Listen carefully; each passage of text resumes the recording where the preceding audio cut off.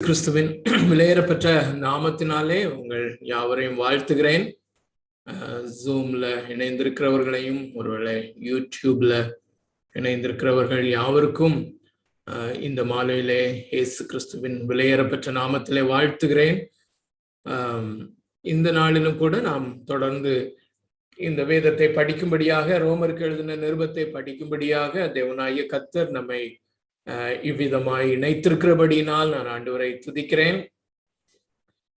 தேவனுடைய கிருபை ஒவ்வொரு நாளும் அல்லது ஒவ்வொரு வாரமும் இந்த காரியத்தை செய்ய நம்மை பலப்படுத்தி வருகிறது. அதற்காக நான் ஆண்டவரை துதிக்கிறேன்.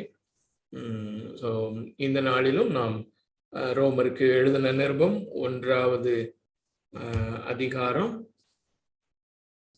1வது அதிகாரத்தினுடைய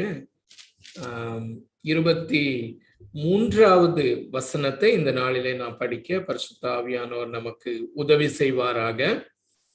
அந்த 23வது வசனத்தை நாம் படிப்பதற்கு ஆதாரமாக அதற்கு முந்தைய பகுதியையும் நாம படிக்கலாம். ரோமருக்கு எழுதின நிருபம் 1வது அதிகாரம் 19 முதற்கொண்டு 22 வரையிலும் ஒரு பகுதியாகவும் 23வது வசனத்தை ஒரு பகுதியாகவும் நான் உங்களுக்காக படிக்கிறேன். உங்களுடைய வேதாகமத்தை க்ளோசராக பின்பற்றுங்கள். தேவனாகிய கர்த்தர் நமக்கு உதவி செய்ய வேண்டும் என்ற ஜெபத்தோடு கூட நம்ம தொடர்ந்து இதில் பங்கு பெறுவோம். கொஞ்சம் பேராக இருந்தாலும் தேவனாகிய கர்த்தர் என்ன நோக்கத்தோடு கூட யாரை எப்பொழுது இணைக்கிறாரோ அந்த நோக்கத்தை அவர் நிறைவேற்ற வல்லவராக இருக்கிறார். இந்த வேதாகமத்தை நாம் படிப்பது நிமித்தமாக இந்த ரோமருக்கு எழுதின நிருபம் 1வது அதிகாரத்திலே நாம் இன்று படிக்கிற இந்த வசன பகுதியை படிப்பது நிமித்தமாக தேவனுடைய நாமம் மாத்திரம் மகிமைப்படத்தக்கதாக, இயேசு கிறிஸ்துவை மாத்திரம் நாம் உயர்த்தத்தக்கதாக, இயேசு கிறிஸ்து மாத்திரம் உயர்த்தப்படத்தக்கதாக, இயேசு கிறிஸ்து மாத்திரம் மகிமைப்படத்தக்கதாக, அந்த இயேசு கிறிஸ்துவின் முகத்தில் உள்ள தேவனுடைய மகிமையின் அறிவாகிய ஒளி மாத்திரம் பிரபலப்படத்தக்கதாக அல்லது உயர்த்தப்படத்தக்கதாக, அப்படிப்பட்ட சிந்தையோடு அப்படிப்பட்ட ஜபத்தோடு நாம் காணப்படுவோம். நீ இந்த வேத பகுதியை படிப்பது பிரைமரிலி அடிப்படையாக நமக்காக அல்ல, அடிப்படையாக இயேசுவை மகிமைப்படுத்தும்படியாக, தேவனை மகிமைப்படுத்தும்படியாக என்பதை நினைவு கூர்ந்தவர்களாக நம்ம படிப்போம். 19, 20, 21, 22 ஆகிய வசன பகுதியையும் 23ஐயும் இந்த நாளிலே நான் படிக்க இருக்கிறது 23 தான். அருமையானவர்களே, ஒருவேளை இந்த நாளிலே கடந்த வாரத்திலே ஒரு வசனத்தினுடைய பகுதியை மாத்திரம் நம்ம பார்த்தோம். இந்த வாரம் ஒரே ஒரு வசனம். ஆனால் வரப்போகிற வாரங்களிலே அப்படி இருக்கும் என்று நாம் நினைக்க வேண்டாம். ஒருவேளை கர்த்தருக்கு சித்தமானால் பெரிய பெரிய பேசேஜஸாக நாம் அப்படி படிப்போம். ஏனென்றால் இந்த நாளிலே நாம் தியானத்திற்காக எடுத்திருக்கிற இந்த வசன பகுதி, இந்த ஒரே ஒரு வசனம் ஒரு தீமை மிக தெளிவாக கொண்டு வருகிறபடினாலே நாம் அப்படி செய்கிறோம். ஒருவேளை வருகிற வாரங்களிலே கர்த்தருக்கு சித்தமானா கர்த்தர் நடத்துவாரானால் கொஞ்சம் பெரிய பெரிய பேசேஜஸாக கற்றுக்கொள்ள தேவனாகிய கர்த்தர் நம்மை வழி நடத்துவாராக. அவருடைய வழி நடத்துதலின்படி செல்ல அவர் நமக்கு உதவி செய்வாராக. 19 வாசிக்கிறேன். தேவனை குறித்து அறியப்படுவது அவர்களுக்குள்ளே வெளிப்பட்டிருக்கிறது. இதற்கு முந்தைய வசனங்களை நாம் அறிந்திருக்கிறோம். இங்கே சுவிசேஷத்தை குறித்து அப்போஸ்தலனாகிய பவுல் சொல்லுகிறார். சுவிசேஷத்தை மேன்மைப்படுத்தி சொல்லுகிறார். ஏன் அதை மேன்மைப்படுத்துகிறார் என்றால், இந்த சுவிசேஷத்திலே, கர்த்தராகிய இயேசு கிறிஸ்துவினுடைய சுவிசேஷத்திலே தேவனுடைய நீதி வெளிப்படுத்தப்பட்டிருக்கிறது என்று சொல்லுகிறார். கடந்த வாரத்திலே நாம பார்த்தது போல மனிதர்கள் எல்லாரும் ஒருவர் விடாதபடி, எந்த ஜெனரேஷன்ல வாழ்கிற எந்த ஒரு மனிதனும் விடாதபடி, ஒரு மனிதன் கூட விடாதபடிக்கு எல்லாரும் பாவம் செய்து தேவ மகிமை அற்றவர்களானார்கள் என்ற வசனம் நமக்கு தெரியும். கடந்த வாரத்திலே மிக தெளிவாக அந்த முழு மனுக்குலத்தினுடைய முழுமையான சீரழிவு என்கிற காரியத்தை பார்த்தோம். ஆகையினாலே நீதிமான் ஒருவனும் இல்லை, ஒருவனாயிலும் இல்லை. அப்படியானால் நீதிபரராகிய தேவனாகிய கர்த்தருடைய சமூகத்திற்கு முன்பதாக அங்கீகரிக்கப்பட்டவர்களாக நாம் எப்படி செல்ல முடியும்? அவர் பாவிகளை வெறுக்கிறாரே, அல்லது பாவிகளை அவராலே அங்கீகரிக்க முடியாதே. அப்படிப்பட்ட நிலைமையிலே இந்த சுவிசேஷம் வெளிப்படுத்தப்பட்டிருக்கிறது. இந்த சுவிசேஷத்திலே தேவன் இலவசமாய் அருளுகிற நீதி அதிலே வெளிப்படுத்தப்பட்டிருக்கிறது என்பதை நாம பார்த்தோம். தேவனுடைய நீதி ஏன் வெளிப்படுத்தப்பட வேண்டும் என்றால், ஒட்டுமொத்த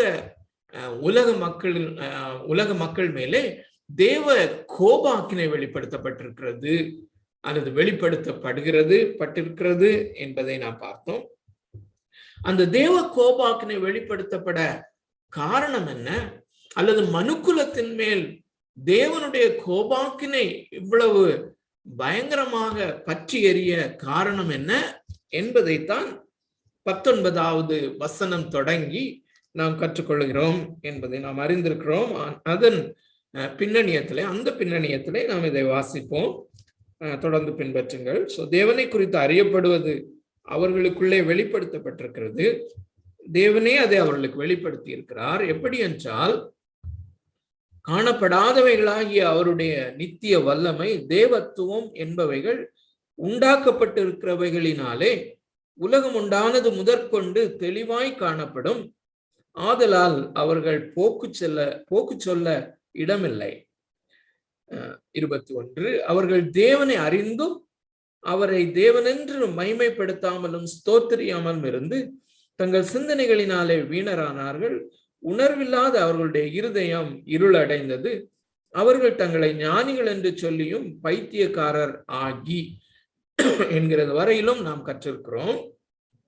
19-20 வசனங்களிலே ஏன் தேவ கோபாக்கினை வெளிப்படுத்தப்பட்டிருக்கிறது என்றால், தேவன் தம்மை குறித்து தெளிவாக வெளிப்படுத்தி இருக்கிறார்.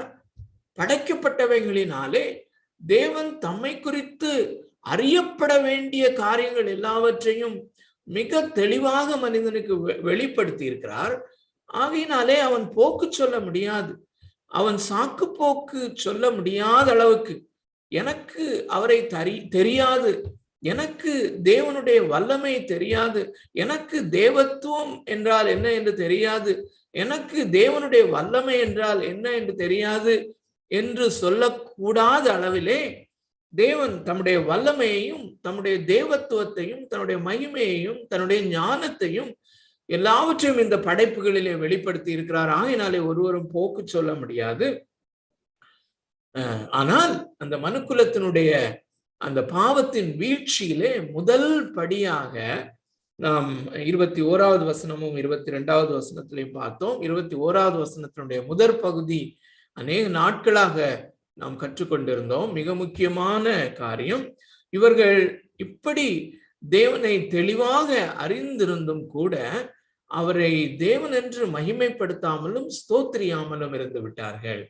அல்லது தேவன் என்று ஒருவரை தெளிவாக அறிந்த போதிலும் கூட அவருக்கு கொடுக்க வேண்டிய கனத்தை, அவருக்கு கொடுக்க வேண்டிய மகிமையை, அவருக்கு உரித்தாக வேண்டிய அந்த கனத்தையும் மகிமையையும் அவருக்கு செலுத்தாமலும் அவருக்கு நன்றி செலுத்தாமலும் போனார்கள். அதுதான் முதலாவது அந்த வீழ்ச்சியினுடைய படி என்று நாம் பார்த்தோம். அதை குறித்து மிகவும் விரிவாக பார்த்திருக்கிறோம். இப்படி அவர்கள் தேவனை அறிந்தும் தேவனென்று அவரை மகிமைப்படுத்தாதபடியினாலே, அவரை ஸ்தோத்திரியாமல் இருந்தபடினாலே அவர்களுடைய 2 பகுதிகள் அல்லது 3 பகுதிகள் அல்லது மனிதன் முழுமையாக அந்த மனிதனுடைய அந்த 3 பகுதிகளிலும் அல்லது மனிதனுடைய அந்த 3 பகுதிகளும் இணைந்ததுதான் முழு மனிதன். முழு மனிதனாகவே அவன் ஒரு முழு சீரழிவுக்குள்ளாக போய்விட்டான் என்பதைத்தான் கடந்த வாரத்திலே பார்த்தோம். அதற்கு ஆதாரமாக அந்த 21வது வசனத்தினுடைய பிற்பகுதியை பார்த்தோம். இப்படி அவரை தேவன் என்று மகிமைப்படுத்தாமலும் ஸ்தோத்திரியாமலும் இருந்தபடினாலே அவர்களுடைய சிந்தனையிலே அவர்கள் வீணரானார்கள். vain in their thinking apart from God. தேவன் என்கிறவரை தவிர்த்து அடிப்படையிலே சிந்தனை என்கிற காரியத்தை அல்லது சிந்தனை என்கிற பகுதியை அல்லது மூளையோடு சேர்ந்த அந்த சிந்தனை என்ற அந்த ஃபேக்கல்ட்டியை தேவனை குறித்து சிந்திப்பதற்காக தான் அவர் அருளி இருக்கிறார் என்று பார்த்தோம். தேவனை குறித்து சிந்திக்கும்படியாக, தேவனை குறித்த சிந்தனையை அந்த சிந்தனைக்குள்ளே தக்க வைக்கும்படியாக அவரையே சிந்தித்துக் கொண்டிருக்கத்தக்கதாக தான் இந்த அறிவு என்கிற காரியம் அல்லது சிந்தனை என்கிற காரியம் கொடுக்கப்பட்டது. ஆனால் அவரை குறித்து சிந்திக்காதபடினாலே அல்லது அவரை ஸ்தோத்திரியாமல் இருந்தபடினாலே சிந்தனையிலே வீணரானார்கள் என்று பார்க்கிறோம். அதோடு தொடர்ந்து சிந்தனை என்கிற அந்த ஃபேக்கல்ட்டி அது வீணாகும் போது அல்லது அது வெயினாக இருக்கும் போது அல்லது அது முட்டாள்தனமாக மாறும் பொழுது இருதயம் இருள் அடைந்து விடுகிறது என்று நம்ம பார்க்கிறோம், என்று நம்ம பார்த்தோம். சோ அந்த இருதயம் இருள் அடைந்து போகிறது என்பது அந்த இருதயத்தினுடைய உணர்வுகள், உணர்ச்சிகள், பாச உணர்வுகள், அன்பு, ஆசை, தெய்வ பயம், இப்படிப்பட்ட காரியங்கள் தேவனுக்கு நேராக செலுத்தும்படியாக அவர் தேவனாக இருக்கிறபடினாலே அவர்தான் முழுமையாக நேசிக்கப்பட வேண்டும். அவர் அண்ட சராசரங்களும், அதாவது முடிவில்லாத அண்ட சராசரங்களுக்கும் மேலான எல்லையற்ற தேவனாக அவர் இருக்கிறபடினாலே அவரிலே அன்பு கூற வேண்டுமானால் மனிதன் அல்லது படைப்புகளிலே அந்த அறிவை பெற்ற மனிதன் முழு இருதயத்தை செலுத்தி முழு ஆத்மாவோடு கூட முழு பலத்தோடு கூட அவரில் அன்பு கூற வேண்டும். இதுதான் தேவனை தேவன் என்று மகிமைப்படுத்துதல். ஆனால் அப்படி செய்யாதபடியினாலே அந்த உணர்ச்சிகள் வாசமாயிருக்கிற, அந்த உணர்ச்சிகளினுடைய அடிப்படையாக இருக்கிற அல்லது வாழ்வுக்கு ஊற்றாக இருக்கிற அந்த இருதயம், நீதிமொழிகளிலே சொல்லப்படும் போது அந்த இருதயமானது எல்லா காரியங்களுக்கும் ஊற்றாக இருக்கிறது என்று நாம் வாசிக்கிறோம். சோ அது போல அந்த இருதயம் எல்லாவற்றுக்கும் ஊற்றாக இருக்கிற அந்த இருதயம், எல்லா உணர்வுகளுக்கும் எல்லா உணர்ச்சிகளுக்கும் ஊற்றாக இருக்கிற அந்த இருதயம் இருள் அடைந்து போய்விட்டது. அவர்கள் தங்களை ஞானிகள் என்று சொல்லியும் பைத்தியக்காரராகி 23வது வசனம், இன்று நாம் படிக்கிற இந்த வேத வசனத்திற்கு நம்முடைய கவனத்தை செலுத்துவோம். அழிவில்லாத தேவனுடைய மகிமையை அழிவுள்ள மனுஷர்கள், பறவைகள், மிருகங்கள், ஊரும் பிராணிகள் ஆகிய இவைகளுடைய ரூபங்களுக்கு ஒப்பாக மாற்றினார்கள். அருமையானவர்களே, ஃபண்டமெண்டலி அடிப்படையிலே இங்கே என்ன நடக்கிறது? அடிப்படையிலே இதற்கு முந்தின வசனங்களிலே என்ன நடக்கிறது? Rejection of God. தேவன் என்பவரை அல்லது படைத்தவர் என்பவரை அல்லது முழு படைப்புகளையும் ஆளுகிறவர் என்கிறவரை, அப்படிப்பட்ட தேவனை அல்லது ஒரு குயவனை போல அவருடைய கரத்திலே இருக்கிற களிமண்களாக நாம் இருக்கிறோம், மனிதர்கள் இருக்கிறார்கள். அப்படி இருக்கிற அந்த தேவனை ரிஜெக்ட் பண்ணினபடினாலே, நீர் எங்களுக்கு தேவையில்லை அல்லது நீர் மகிமையானவராக எங்களுக்கு தேவையில்லை, உமது மகிமை எங்களுக்கு தேவையில்லை, உம்மை நாங்கள் மகிமைப்படுத்த மாட்டோம், நீர் எங்களுக்கு தேவையில்லை என்கிற அந்த ரிஜெக்ஷன், அவரை தள்ளிவிட்டபடினாலே there should be some gods. அவர்களுக்கு, மனிதர்களுக்கு ஏதோ தேவர்கள் வேண்டும் அல்லது தேவன் வேண்டும். அடிப்படையிலே நாம் என்ன வாசிக்கிறோம் இங்கே? அருமையானவர்களே, நன்றாக கவனியுங்கள். இங்கே அந்த முந்தின வசனத்துல இன்னும் ஒரு காரியத்தை நான் முகவுரையாக சொல்ல விரும்புகிறேன். அருமையானவர்களே, இவர்கள் தேவனை தேவனென்று மகிமைப்படுத்தாமலும் ஸ்தோத்திரியாமல் இருந்தபடினாலே சிந்தனையிலே வீணரானார்கள் என்பதற்கு ஒரு மிக நல்ல உதாரணம் என்று எடுத்துக்கொள்வோமே. ஆனால் பழைய ஏற்பாட்டிலே தானியேலின் புஸ்தகத்திலே நேபுகாத்நேச்சார் என்கிற ராஜாவை குறித்து நாம் அறிந்திருக்கிறோம். அவன் தன்னுடைய சிந்தனையிலே தேவனற்ற விதத்திலே அவன் சிந்தித்த அந்த சிந்தனையை நாம் அறிந்திருக்கிறோம். அவன் அந்த தொங்கு தோட்டங்களையும் தான் கட்டியிருந்த அந்த கட்டுமானத்தை, தன்னுடைய கட்டுமானத்தை, தான் கட்டியிருந்த அந்த அரண்மனை அல்லது தொங்கு தோட்டம், இப்படி தன்னுடைய அந்த ஸ்கில்ல பயன்படுத்தி, தன்னுடைய ஞானத்தை பயன்படுத்தி தன்னுடைய மகிமை வெளிப்படும்படியாக அவன் கட்டின அந்த கட்டுமானத்தை அவன் பார்த்து தன்னுடைய மனதிலே இப்படி சிந்தித்தான் என்று நாம வாசிக்கிறோம். நான் என்னுடைய நாமத்துக்கு எனக்கு மகிமையாக அல்லது எனக்கு பேருண்டாகியிருக்க அல்லது நான் கட்டினது என்று தன்னை குறித்த பெருமையான எண்ணம், அங்கே அந்த தேவனை குறித்த அங்கீகாரம் இல்லை.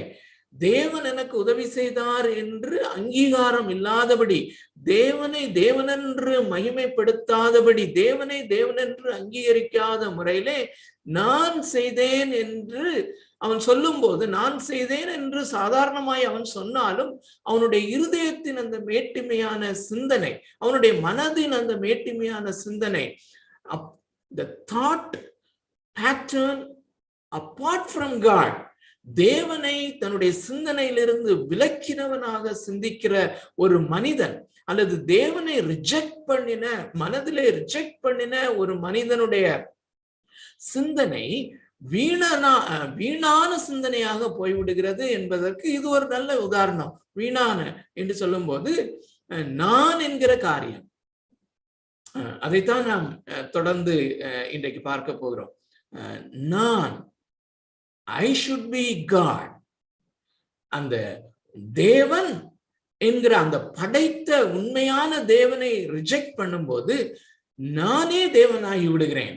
இதை அடிப்படையாக நாம் ஏதேன் தோட்டத்தை வைத்து நாம் அநேக முறை கற்றிருக்கிறோம், நமக்கு நன்றாக தெரியும். அங்கே தேவனை அவர்கள் தள்ளிவிட்ட போது, அல்லது அதனுடைய தாற்பயம் என்னவென்றால், நன்மை தீமை அறியத்தக்கதாக என்னையே சார்ந்து நீங்கள் வாழ வேண்டும், என்னையே டிபெண்ட் பண்ணி நீங்கள் வாழ வேண்டும் என்பதாக வடிவமைத்திருந்த தேவன். ஆனால் பிசாசு சொல்லுகிறான், நீங்களும் தேவர்களைப் போல் ஆகலாம் என்பதுதான் அவர்களுக்கு அட்ராக்ஷன் பாயிண்ட். ஆகையினாலே அவர்கள் நாங்களே எங்களுடைய வாழ்க்கையை நாங்கள் தேர்வு செய்கிறோம், அல்லது எங்களுடைய வாழ்க்கையினுடைய அந்த நன்மையான காரியத்தையும் தீமையான காரியங்களையும் பகுத்தறியத்தக்கதாக அந்த காரியத்தை நாங்களே தீர்மானித்துக் கொள்ளுகிறோம், நாங்களே கடவுளாக மாறிவிடுகிறோம். நாங்களே கடவுளாக மாறிவிட்டால் எவ்வளவு ஆச்சரியமானதாக இருக்கும் என்கிற அந்த அட்ராக்ஷன்ல தான் அவர்கள் அதை செய்தார்கள். அதே காரியம் இந்த நேபுகாத்நேச்சாருடைய வாழ்க்கையில வருகிறத நம்ம பார்க்கிறோம். அதுக்கு பிறகு அவனுக்கு நடந்த காரியத்தை நாம் அறிந்திருக்கிறோம். அவன் மனிதர்களிடமிருந்து அவன் தள்ளப்பட்டான். ஒரு மிருகத்தை போல காட்டிலே 7 வருஷம் அல்லது ஒரு காலம் என்று சொல்கிற 7 வருஷம் அவன் இருக்க வேண்டியதாக இருந்தது என்று நாம் அறிவோம். அந்த காரியத்தை, அந்த சம்பவத்தை நாம் நன்றாக அறிந்திருக்கிறோம். அந்த காலங்கள் முடிந்த போது அவன் சொல்லுகிறான், என்னுடைய புத்தி தெளிந்தது என்கிற அந்த ஒரு ஃப்ரேஸ நீங்கள் நிச்சயமாக கவனித்திருக்க கூடும். அருமையானவர்களே, எப்பொழுது புத்தி தெளிகிறது என்றால், அந்த சர்வ வல்லமையுள்ள மெய்யான தேவன்தான் என்பதை அவன் உறுதி செய்யும் போது, அல்லது அதை தேவனை அங்கீகரிக்கும் போது அவன் புத்தியிலே தெளிவை பெறுகிறான். சோ புத்தியிலே தேவனை ரிஜெக்ட் பண்ணுகிறவன், தேவனை அங்கீகரிக்காதவன் தேவனற்றவனாய் மாறி வீணனாக இப்படித்தான் மாறிவிடுகிறான். இந்த விதமாக நேபுகாத்நேச்சாருடைய வாழ்க்கை நடந்தது போல அதை தொடர்ந்து இருதயம் இருளடைந்து போகிறது என்று சொல்லும் போது, இருதயம் என்பது அல்லது அருமையான தேவனுடைய பிள்ளைகளே, இயேசு போதிக்கும் போது ஒருமுறை சொன்னார், உங்களுடைய கண் சரீரத்திற்கு விளக்கா இருக்கிறது என்று. அருமையானவர்களே, நாம் வெளியே பார்க்கும்போது நம்ம சரீரத்தினுடைய வெளிச்சம், அல்லது நான் ஒரு வெளிச்சத்திலே நடக்கிறேன் என்றால், சரீர பிரகாரமாக நான் வெளிச்சத்திலே நடக்கிறேன் என்றால், சூரியனுடைய ஒளி அல்லது வெளியிலிருந்து வருகிற வெளிச்சம் தான் நமக்கு உதவி செய்கிறது. அதை நான் அது என்னுடைய ஒளியாக எப்படி மாறுகிறது என்றால், என்னுடைய கண் திறந்திருக்கிறது. சோ என்னுடைய கண் தான் விளக்காக இருக்கிறது என்பதனுடைய அர்த்தம் அதுதான். என்னுடைய கண் விளக்கா இருக்கு, சரீரத்தினுடைய விளக்கா இருக்கிறது. அந்த கண் குருடா இருந்தால் நான் பார்க்க முடியாது, வெளிச்சம் இருந்தாலும் என்னால பார்க்க முடியாது. சோ சூரியன் இருந்து வருகிற அல்லது வெளியிலிருந்து வருகிற அந்த எக்ஸ்டர்னல் லைட்டை என்னுடைய லைட்டாக, என்னுடைய வெளிச்சமாக மாற்றுவது என்னுடைய கண். அதுபோல இருதயத்தினுடைய கண்கள் அடைக்கப்பட்டு போயிற்று அப்படின்னு சொல்லும் போது, இயேசு கிறிஸ்து தான் ஒளியாக இருக்கிறார் அல்லது தேவன் தான் ஒளியாக இருக்கிறார். அந்த ஒளியாகிய தேவனை, ஒளியாகிய தேவகுமாரனை மனிதன் தள்ளிவிடும் போது, அவனுடைய சிந்தனை இருளடையும் போது, அல்லது சிந்தனையிலே அவன் வீணனாக போய்விடும் போது அவனுடைய இருதயம் இருளடைந்து போகிறது, அல்லது இருதயத்தினுடைய கண்கள் அடைபட்டு போகிறது.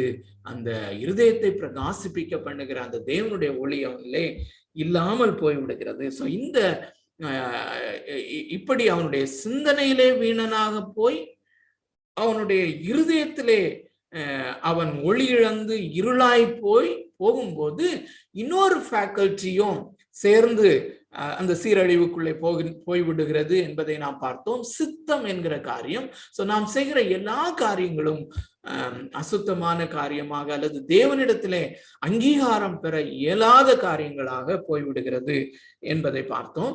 இதைத்தான் டோட்டல் டிப்ராவிட்டி ஆஃப் மேன், வீழ்ச்சியடைந்த, பாவத்து நிமித்தம் வீழ்ச்சியடைந்த மனுக்குலத்தினுடைய மிக பரிதாபமான முழு சீரழிவின் நிலைமை என்று பார்த்தோம். இந்த மனிதனுடைய முழு சீரழிவு என்பது ஒரு டாக்டரின் அல்லது ஒரு மிக முக்கியமான போதனை என்பதை நாம் தெளிவாக கற்று வந்தோம். அருமையானவர்களே, அவ்விதமாக நாம் புரிந்து கொள்வது மிக மிக முக்கியம். எந்த அளவுக்கு ஆக்சுவலா அதையும் அந்த மனிதனுடைய முழுமையான சீரழிவு என்கிற அந்த டோட்டல் டிப்ராவிட்டியுமே அநேக நாட்கள் நான் கொண்டு போக வேண்டும் என்றுதான் நான் ஆசையாக இருந்தேன். அப்படிதான் தோன்றுகிறது. ஆனால் அருமையானவர்களே, அந்த ஒண்ணு போதும். ஆனா அதை உணர்ந்து கொள்ள பரிசுத்த ஆவியானவர் நமது கண்களை திறப்பாரானால் நலமாயிருக்கும். இன்னும் அதிகமாக தெளிவாக திறப்பாராக. ஏனென்றால் அருமையான தேவனுடைய பிள்ளைகளே, இது ஒரு வியூ பாயிண்ட் போல. உங்களில் ஒரு சிலருக்கு தெரியும், நான் இப்பொழுது ஒரு கோர்ஸ் எழுதி கொண்டிருக்கிறேன் என்று. அதிலே இந்த டாக்டரினை அல்லது இந்த போதனையை ஒரு காட்சி கோணம் போல அல்லது ஒரு வியூ பாயிண்ட் போல சித்தரித்திருக்கிறேன்.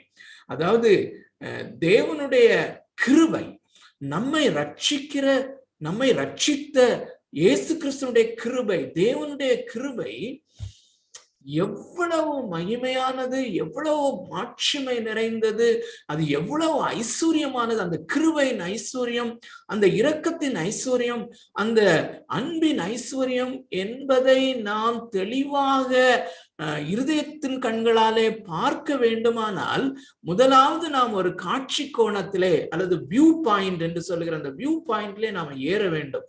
அந்த வியூ பாயிண்ட் போலதான் இந்த போதனை இருக்கிறது. அருமையானவர்களே, நான் அல்லது மனிதன் எவ்வளவு சீரழிக்கப்பட்ட நிலைமையிலே தேவனை விட்டுவிட்டபடியினாலே, தேவனிடத்திலிருந்து தூரம் போனபடியினாலே, அல்லது தேவனை தேவனென்று மகிமைப்படுத்தாமலும் ஸ்தோத்திரியாமலும் இருந்ததினாலே இந்த முழு சீரழிவு வந்தபடினாலே, இந்த முழு சீரழிவினுடைய அந்த தன்மை அது எந்த அளவுக்கு இருக்கிறது என்பதுதான் அந்த வியூ பாயிண்ட். அந்த சரியான வியூ பாயிண்ட்ல நம்ம வரலைன்னா அந்த கிருபையின் மேன்மையை நம்மளால புரிந்து கொள்ள முடியாது.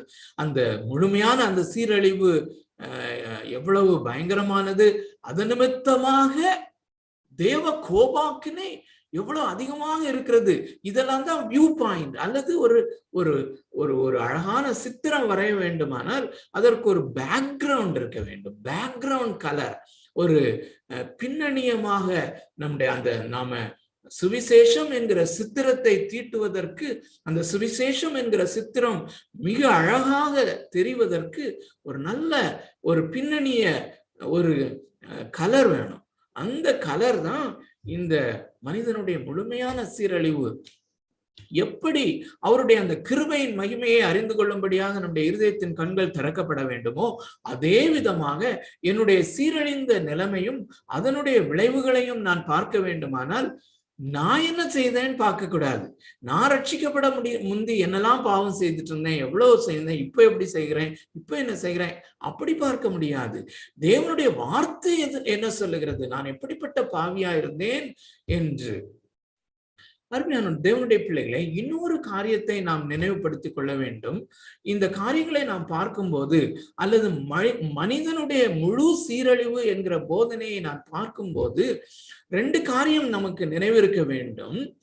ஒன்று, நான், நன்றாக கவனியுங்கள், இது ரொம்ப முக்கியமானது, நான் மறுபடியும் பிறப்பதற்கு முன்பதாக அல்லது ரட்சிக்கப்படுவதற்கு முன்பதாக இப்படிப்பட்ட முழு சீரழிவிலே இருந்தேன்.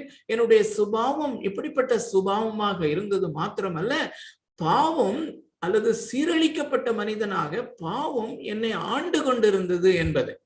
ஆனால் நான் மறுபடியும் பிறந்த போது இந்த பாவத்தின் தண்டனையிலிருந்து எனக்கு விடுதலை கிடைத்தது. அல்லது பாவம் என்னை ஆட்சி செய்து கொண்டிருந்த பாவம் ஆட்சி பீடத்திலிருந்து இறக்கப்பட்டது. ஆனால் அந்த ஜென்ம சுபாவம் என்கிற அந்த காரியம், அல்லது அந்த வீழ்ச்சியடைந்த, அந்த முழுமையாய் வீழ்ச்சியடைந்த அந்த சீரழிவின் நிலைமை, the nature, அந்த பாவம் என்கிற காரியம் சீரழிந்த நிலைமையிலே, அல்லது சீரழிந்த மனிதன் என்கிற அந்த மனிதன், சீரழிந்த மனிதன் என்று நாம் சித்தரித்த அந்த மனிதன் உள்ளேதான் இருக்கிறான் என்பதை நாம் மறந்து போகக்கூடாது. அந்த அந்த சுபாவம், அந்த இன்க்ளினேஷன், அந்த டெண்டன்சிய விசுவாசிகளாகிய நம்முடைய வாழ்க்கையிலும், நம்முடைய இருதயத்திலும், நம்முடைய உள்ளான வாழ்க்கையிலே அதை உணர்ந்து கொள்ள வேண்டும் என்பதை நாம் புரிந்து கொள்ள வேண்டும். அப்படியானால் மறுபடியும் பிறந்த போது என்ன மாற்றம் நடந்தது? மறுபடியும் சொல்லுகிறேன் அருமையானவர்களே, இந்த காரியத்திலே நாம் மிக தெளிவுள்ளவர்களாக இருப்போம். அதுவரையிலும் இந்த சீரழிந்த மனிதன் தான் முழுமையாக ஆட்சி பீடத்திலே இருந்தான், அல்லது பாவம் ஆட்சி செய்தது. Sin reigned in our hearts. நம்முடைய இருதயத்திலே பாவம் ஆண்டு கொண்டிருந்தது. ஆனால் மறுபடியும் பிறந்த போது பாவம் ஆள முடியாது. ஆனால் பாவம் அந்த நிர்பந்தமான மனுஷன் என்கிற சொல்லுகிற விதத்திலே, அல்லது மரண சரீரம் என்று அப்போஸ்தலனாகிய பவுல் ரோமர் 7 சித்தரிக்கிற விதத்திலே அவன் உள்ளேதான் இருக்கிறான், ஆட்சி பண்ண முடியாது.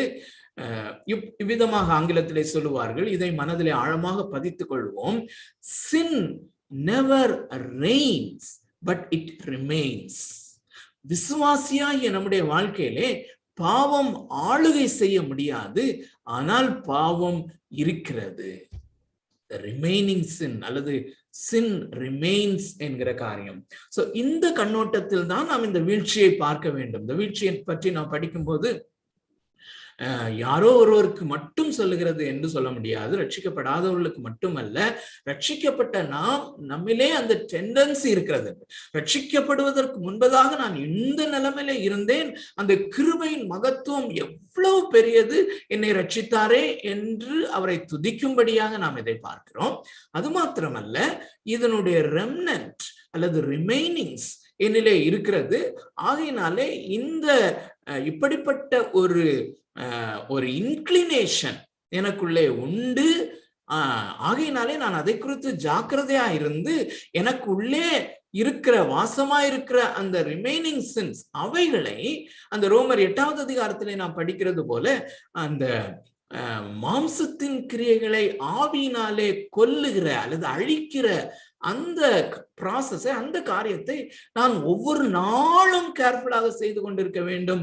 இந்த காரியத்திற்காக நான் பார்க்கிறோம். அந்த இன்க்ளினேஷன் இப்படி இருக்கிறது, அதனுடைய தன்மை எவ்வளவு பெரியது என்பதை நாம் உணர்ந்தால்தான் நாம் ஆவியினாலே சரீரத்தின் செயல்களை அழிக்கிற அந்த காரியத்திலே கான்சியஸா நம்ம தினந்தோறும் அதிலே நாம் ஈடுபடுவோம். இல்லாட்டினா அதை ஈடுபட மாட்டோம்.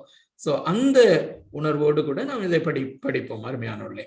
சோ உணர்வில்லா அந்த சிந்தனையிலே வீணரானார்கள், உணர்வில்லாத அவருடைய இருதயம் இருளடைந்தது.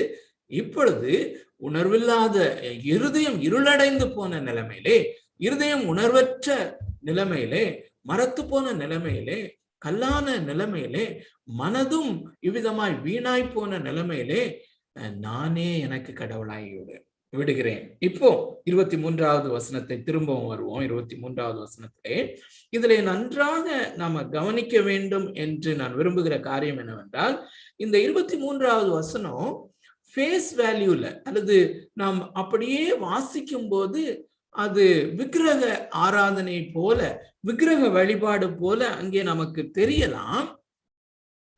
ஆனால் நன்றாக கவனியுங்கள், விக்கிரக வழிபாடுதான், விக்கிரக வழிபாடுதான். ஆனால் நன்றாக கவனியுங்கள், விக்கிரக வழிபாட்டிலே 2 பகுதிகள் இருக்கிறது என்பதை நாம் அறிந்திருக்கிறோம். அதை நான் திரும்பவும் கொண்டு வர விரும்புகிறேன். ஒரு காயினுக்கு 2 பகுதிகள் இருப்பது போல, அல்லது 2 பக்கங்கள் இருப்பது போல, இந்த விக்கிரக வணக்கத்திற்கு அல்லது விக்கிரக ஆராதனைக்கு 2 பகுதிகள் உண்டு. ஒன்று பிசிக்கலாவே, சரீர பிரகாரமாகவே ஒரு விக்கிரகத்தை உண்டாக்கி, கல்லினாலோ அல்லது மண்ணினாலோ அல்லது மரத்தினாலோ ஒரு விக்கிரகத்தை செய்து, அல்லது படமாகவோ, படத்திலே, சித்திரத்திலே வைத்து வழிபடுவது. ஆனால் இந்த 23வது வசனத்தை பாருங்கள், அந்த காரியத்திற்குள்ளாக போகவில்லை, அல்லது பிசிக்கலான ஒரு ஐடோலேட்ரி, சரீர பிரகாரமான ஒரு விக்கிரக ஆராதனைக்கு போகவில்லை. ஆனால் அதைத்தான் சொல்லுகிறார், அந்த சரீர பிரகாரமான ஒரு விக்கிரகத்தை உண்டாக்கி வழிபடுவதனுடைய ரூட், அல்லது இருதயத்திலே உண்டாகிற ஒரு விக்கிரகம். தேவனாகிய என்னை அவர்கள் விட்டுவிட்டார்கள், தேவனை மகிமையுள்ளவராக விட்டுவிட்டபடியினாலே வேறே தேவர்களை உண்டாக்குகிறார்கள். அல்லது இன்னொரு விதத்திலே சொன்னால், வேறே தேவர்களை எதற்காக உண்டாக்குகிறார்கள் என்றால், பேசாத தெய்வங்கள், அல்லது கண்களிலிருந்தும் காணாத தேவர்கள், காதுகளிலிருந்தும் கேளாத தேவர்கள், அல்லது வாய்கள் இருந்தும் பேசாத தெய்வங்கள் எதற்கு வேண்டும்? நான் எதை செய்தாலும் கண்டுகொள்ளக்கூடாது. I should be served. இது ரொம்ப முக்கியமான ஒரு பிரின்சிபிள், கொள்கை அருமையானவர்களே. இதை நீங்கள் ஏற்கனவே புரிந்திருப்பீர்கள். ஆனாலும் ஒரு முறை கூட நான் திரும்ப சொல்லுவதிலே தவறில்லை அருமையானவர்களே. நான் ஒரு வேறே தேவர்களை உண்டாக்கும் போது, பிசிக்கலா உண்டாக்கும் போது, அந்த தேவர்கள் சைலண்டான காட்ஸாக, பேசாத தேவர்களாக இருக்க வேண்டும். ஆனால் the major difference between the creator God and the other gods, மற்ற தேவர்களுக்கும் படைத்தவராகிய கடவுளுக்கும் உள்ள மிகப்பெரிய வித்தியாசங்களிலே அடிப்படையான காரியம், மெய்யான தேவன் பேசுகிற தேவன். God is a speaking God. தம்முடைய வார்த்தையை மகத்துவப்படுத்துகிற தேவன், வார்த்தைகளை மனிதர்களுக்கு கொடுக்கிற தேவன், தன்னுடைய வார்த்தையை தன்னை போல் அருளுகிறார். அல்லது ஆங்கிலத்தில் விதமாக சொல்லுவார்கள், God and his word are inseparable. தேவனையும் அவருடைய வார்த்தையையும் பிரிக்க முடியாது. அப்படிப்பட்ட பேசுகிற தேவன். சோ இப்போ வருவோம் 23வது வசனத்துக்கு. அழிவில்லாத தேவனுடைய மகிமையை, அந்த தேவனுடைய மகிமை என்பது இன்கரப்டிபிள் நேச்சர், அது அழியாதது. அருமையான தேவனுடைய பிள்ளைகளே, இந்த உலகத்திலே அல்லது அண்ட சராசரங்களிலே அழியாதது என்று ஒன்று இருக்குமானால் அது தேவன் மாத்திரமே.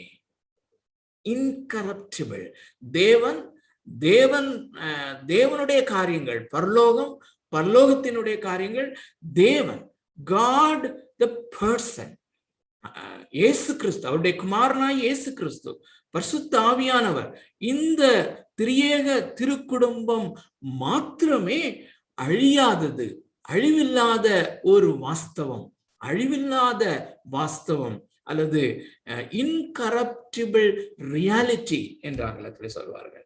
இதை அவன் என்ன செய்கிறான்? தேவனை விட்டு விட்ட மனிதன் என்ன செய்கிறான்? அழிவில்லாத தேவனுடைய மகிமையை அழிவுள்ள மனுஷர்கள், பறவைகள், மிருகங்கள், ஊரும் பிராணிகள் ஆகிய இவைகளுடைய ரூபங்களுக்கு ஒப்பாக மாற்றினார்கள். அல்லது அருமையான தேவனுடைய பிள்ளைகளே, மனிதன் தேவனுடைய ரூபமாய் இருக்கும்படி படைக்கப்பட்டான், அல்லது தேவனுடைய ரூபமாய், தேவனுடைய சாயலாக படைக்கப்பட்டான்.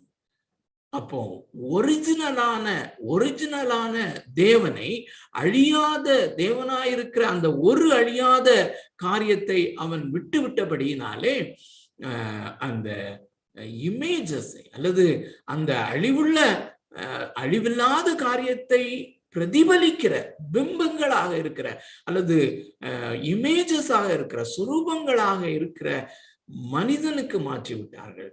அதை விட கீழானதாக பறவைகளுக்கும் மிருகங்களுக்கும் பூச்சிகளுக்குமாக மாற்றிவிட்ட ஒரு அவலமான நிலைமையை தான் பார்க்கிறோம். அருமையான தேவனுடைய பிள்ளைகளே, இது அவ்வளோ இருதயத்திலே நடக்கிறதாகத்தான் நாம பார்க்கிறோம். அருமையானவர்களே, அது மாத்திரமல்ல, இதற்கு அப்புறம் நம்ம வாசிக்க போகிற பேசேஜை குறித்து உங்களுக்கு நிச்சயமாக கொஞ்சம் தெரிஞ்சிருக்கும், நிச்சயமா எல்லாருக்குமே தெரியும். அங்கே தேவன் அவர்களை இழிவான இச்சைரோகங்களுக்கு ஒப்பு கொடுத்தார் என்கிற காரியம் திரும்ப திரும்ப வருகிறதை நான் பார்க்கிறோம். அது மாத்திரமல்ல, அதற்கு முன்னதாகவே இந்த பகுதியும் கூட, இந்த 23வது வசனத்திலேயும் தேவனாகிய கர்த்தரை மகிமை உள்ளவர் என்று அக்னாலஜ் பண்ணாமல் விட்டபடியினாலே, அல்லது இன்னும் தெளிவாக சொன்னால் அருமையானவர்களே, இந்த 23வது வசனத்திலே நாம் வாசிக்கிற அந்த விக்கிரக ஆராதனை அல்லது மகிமையை மாற்றினார்கள் என்று சொல்லும் பொழுது, இதை எந்த அளவுக்கு நான் உங்களுக்கு விளக்கி காண்பிக்க முடியும் என்று தெரியவில்லை. ஆனாலும் பரிசுத்த ஆவியானவர் நமக்கு உதவி செய்வாராக, உங்கள் ஒவ்வொருவருடைய இருதயத்தின் கண்களையும் திறப்பாராக. அருமையானவர்களே, அங்கே படைப்புகளாகிய படைக்கப்பட்ட மனிதன் இந்த படைத்த தேவனாகிய கர்த்தரை அல்லது அவருடைய மகிமையை அவரை மகிமை உள்ளவனாக அவன் காண விட்டான் அல்லது அவரை மகிமைப்படுத்தாமல் இருந்தான் என்பதை நாம் ஏற்கனவே கற்றிருக்கிறோம். அப்படியானால் அதனுடைய அர்த்தம் என்னவென்றால், முழு இருதயத்தோடும் முழு ஆத்மாவோடும் முழு பலத்தோடும் அவர் அன்பு கூறப்பட வேண்டியவர். படைக்கப்பட்ட மனிதனாகிய நான் அவரை முழு இருதயத்தோடும் முழு ஆத்மாவோடும் முழு பலத்தோடும் நான் நேசிக்கிறவன் என்றால் அதற்கு அர்த்தம் நான் தேவனை தேவன் என்று மகிமைப்படுத்துகிறேன். இந்த கான்செப்டை நாம பார்த்திருக்கிறோம். அதுபோல நான் என்னுடைய இருதயத்திலிருந்து என்னுடைய முழு ஆசையையும் அவர் படைத்த அந்த தேவனாகிய கர்த்தர் அண்ட சராசரங்களுக்கு மேலாக மகிமையானவராக நான் அவரை ஏற்றுக்கொள்கிறேன் என்றால் என்னுடைய ஆசை அவரையே பற்றி இருக்க வேண்டும், என்னுடைய பயம் அவரை மாத்திரமே பற்றி இருக்க வேண்டும், என்னுடைய பாச உணர்வுகள் எல்லாமே அவரை சார்ந்து இருக்க வேண்டும். ஆனால் நன்றாக கவனியுங்கள், அது நேரா உல்டாவாக எப்படி மாறிவிடுகிறது என்றால், என்னை நேசிக்க என்னுடைய தேவைகள் அழிவுள்ள வஸ்துக்களுக்கு மாற்றிவிட்டார்கள் என்றால், அருமையானவர்களே, என்னுடைய தேவைகள் சந்திக்கப்பட வேண்டும், என்னுடைய சரீர பிரகாரமான உலக பிரகாரமான காரியங்கள் அந்த முதன்மை ஸ்தானத்தை எடுத்து விடுகிறது என்பதுதான் இன்னொரு பொருள். அதிலே அருமையானவர்களே, இந்த ஒரு நிலைமைக்கு அவன் தள்ளப்படுகிறான். ஏனென்றால் அவனுக்கு தேவர்கள் வேண்டும் கண்டிப்பாக. ஆனால் இந்த அனுபவத்திற்கும் தேவன் தாமே தள்ளிவிடுகிறார் என்ற ஒரு காரியம் அருமையானவர்களே, கடந்த வாரத்திலே நான் பார்த்த ஒரு வசனம் எனக்கு மிகவும் ஆச்சரியத்தை கொடுத்தது. மிகவும் ஒரு ஒரு ஒரு விதமான பய உணர்வை உண்டாக்கினது. ஆகினாலே அதையும் இந்த விஷயத்திலே மிகவும் தெளிவாக வருகிறபடினாலே உங்களோடு பகிர்ந்து கொள்ள விரும்புகிறேன். அது அந்த உபாகமத்தின் புஸ்தகம் 4வது அதிகாரம், உபாகமம் 4வது அதிகாரம் 19வது வசனமும் 20வது வசனமும் நான் உங்களுக்காக வாசிக்கிறேன். அதை உங்களுடைய வேதாகமத்திலே அல்லது ஸ்கிரீன்ல பாருங்க. மோசே அல்லது தேவனாகிய கர்த்தர் இந்த இஸ்ரவேல் மக்களுக்கு சொல்லுகிற காரியம், அது 18ல இருந்தே வாசிக்கிறேன். அப்பதான் அந்த கான்டெக்ட்ல நமக்கு புரியும். பூமியில் உள்ள யாதொரு ஊரும் பிராணியின் உருவும், பூமியின் கீழ் தண்ணீரில் உள்ள யாதொரு மாம்சத்தின் உருவுமாய் இருக்கிற இவைகளில் யாதொரு உருவுக்கு ஒப்பான விக்கிரகத்தை உங்களுக்கு உண்டாக்காதபடிக்கும் உங்கள் 19வது வசனம் மிக கவனமாக பாருங்கள்.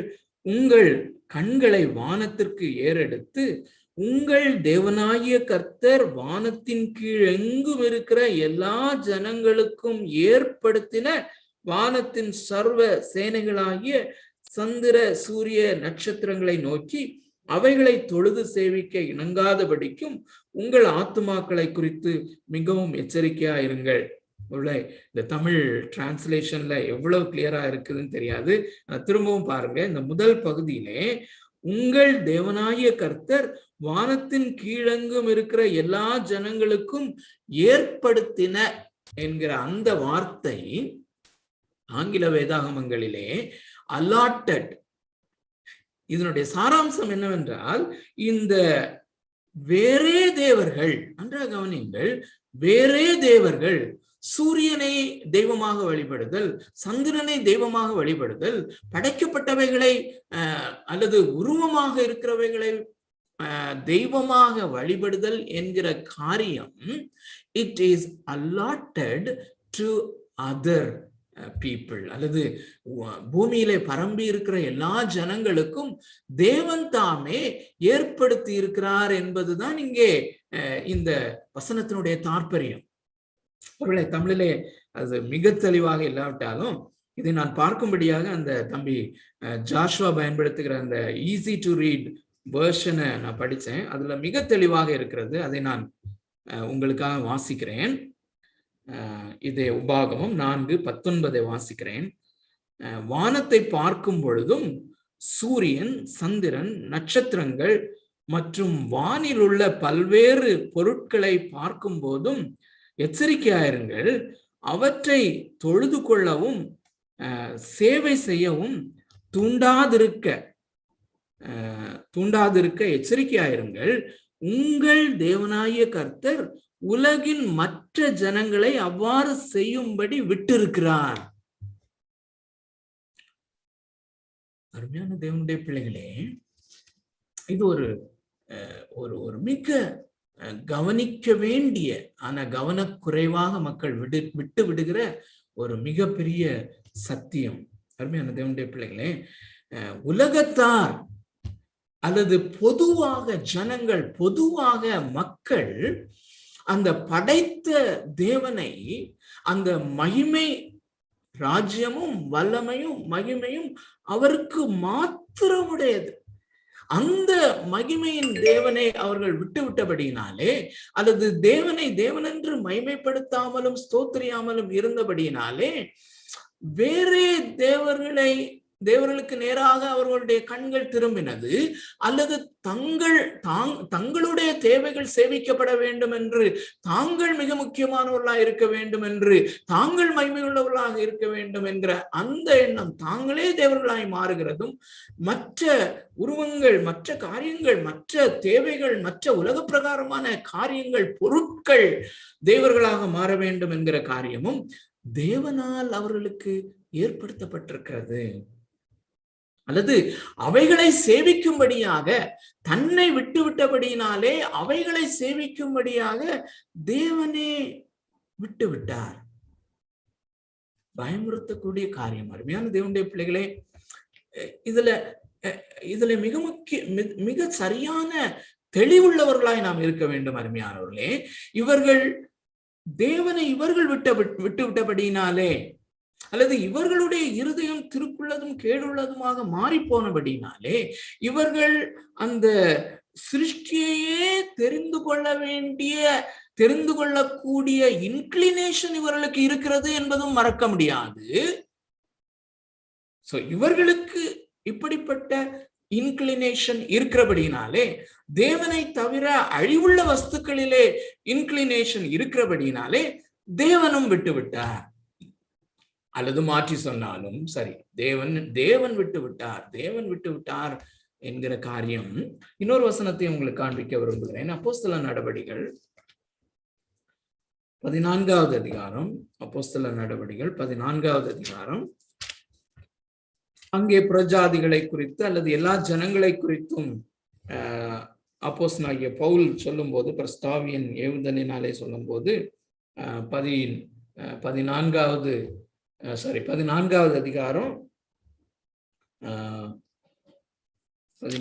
அதிகாரம் 16வது வசனம், சென்ற காலங்களில் அவர் சகல ஜனங்களையும் தங்கள் வழிகளிலே நடக்க விட்டிருந்தும், he allowed them to walk according to their ways, to their own ways. தங்களுடைய அந்த சீரழிவுக்கு உள்ளானார்கள். தேவனை விட்டுவிட்டபடினாலே சீரழிவுக்கு உட்பட்டார்கள்.